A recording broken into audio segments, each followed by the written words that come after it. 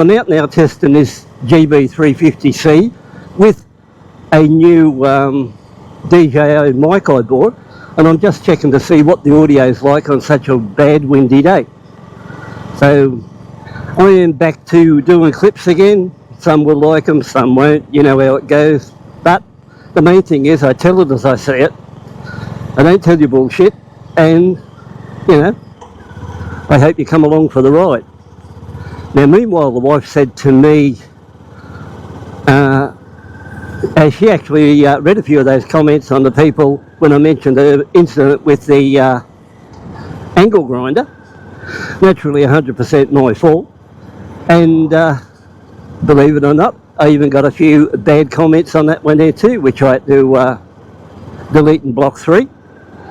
They were a little bit not too good, but anyway, that's how that side goes there too. But the wife said to me, why don't I just do a clip on that one and just show with carelessness what an angle grinder will do if you don't use common sense. Now naturally the common sense was partly, I don't know, probably 80% my side and 20% the wife standing in the wrong spot.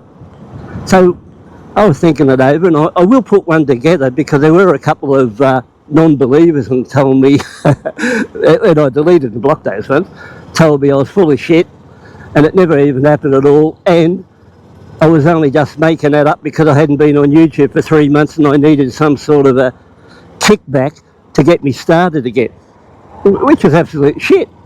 But anyway, that's what they said. You wouldn't want to take a risk over here. He said his car, he'd be travelling 80 k's and the one behind him would be the one to stall on. So I'm going to do a clip on it and put one together, and you can see for yourself, you know, because I've got her permission and she thinks it's a good idea, and you'll be able to decide for yourself all about it. Ooh, geez, I thought that was a freaking snake on the road, and it was only a bit of a gum leaf, a limb off a gum tree. I actually partly packed it there because lots of snakes out. When I was out 2 days ago, there was 2 dead ones on the road, and if anything, it puts the wind up you. There's a bloody snake on the road, and the ones that were dead were in the shady area of the road too. They weren't out in full sun, so that was another reason I had to be a little bit careful. Hopefully back to something else. Tell you what, this GB350 runs pretty well, the C version. I actually think, I don't know why, it seems to run better than the stock GB350. So I got really no complaints about how it runs along, and I'm only running it in at the moment. I think I got about there 210 k's on it. I did have 178 when I was thinking of selling it, but I took it out on a couple of runs to see what I thought of it. And I don't know, maybe, yeah, I think maybe I'll probably just hang on to it now and keep it and ride it. One of the main reasons, the seat was giving me a bit of a workout on the arse, but today I went and found the old Airhawk seat, and I've got that on now, and I tell you what, the ride's not bad. I had to go, believe it or not, I had to go through some YouTube clips and find out what the best setting was, and I found out from one guy that whatever you think still looks low, go lower in air pressure than that, till virtually there's hardly any movement. You know, you'd think there was no air in it at all, because you only want to be riding on a few millimetres of air in that Airhawk seat. You don't want to be out there floating around on it, because you probably get sickness. So I don't know, well, I hate to say it, but that guy's right. I can definitely notice the difference between riding it, and now I'm sort of riding on a cushion of low air. And if anyone's thinking about one of these, I've only been on the bike, I don't know, 5 or 10 minutes, and I can notice a big improvement in the ride quality and how it just goes along, because like I said, this bike was a bit of a firm rider, and a firmer rider than the GB350. So that was one thing that was sort of throwing me off, and I was thinking of ways I could improve it.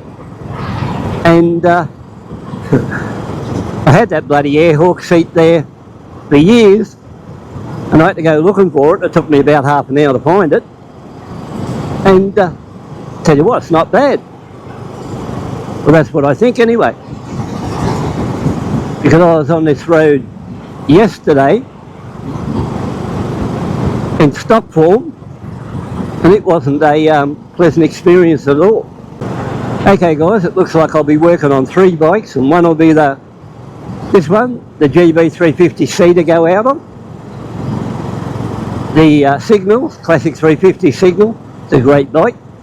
And that new X-Max scooter I bought. Now, the main reason I bought the X-Max, I wanted to concentrate more on drone shots. And with that particular bike, it's really got good, I don't know, 45 litres under seat storage, and really good area to put your drone down. So I would actually, I did buy a couple of drones, really good ones, really good controller, and I think that's what the channel is going to revolve around. More so now, it's going to be take the bikes out on a bit of a ride, video the ride, get out there, whip up the drone, fire out some content. And the best thing about the new drone I've got, with the controller, I can actually talk while the drone's in the air and give you an idea, commentary, what's going on, you know, how fast it's going, how high, where I am. Got zoom lenses on it, it's got a lot. One drone's for more higher speed windy area. That one's capable of 90 kilometres an hour. Any other one's more calmer type. But overall, I think it'll be very interesting, and I'm sure you'll enjoy coming on the ride. And once again, I'm really impressed by this air hawk seat on very low air pressure. So I'm running along now at 90 kilometres an hour. I don't know if the new mics will pick it up, but if not, I can always do it again.